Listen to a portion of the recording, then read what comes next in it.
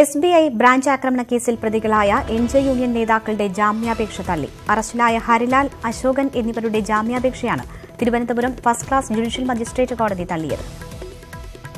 VV Vinod ചേരുന്നു വിവരങ്ങളുമായി. വിനോദ്, എന്തൊക്കെയാണ് വിശദാംശങ്ങൾ? ലളിത, ഹരിലാൽ, അശോകൻ എന്നീ NGO യൂണിയൻ നേതാക്കളുടെ ജാമ്യാപേക്ഷയാണ് ഇപ്പോൾ മജിസ്ട്രേറ്റ് കോടതി തള്ളിയിരിക്കുന്നത്.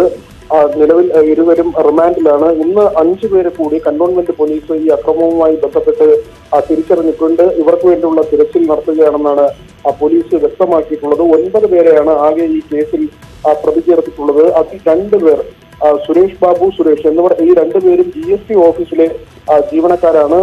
NGO യൂണിയന്റെ സംസ്ഥാന നേതാക്കളാണ് ഈ 2 പേരും.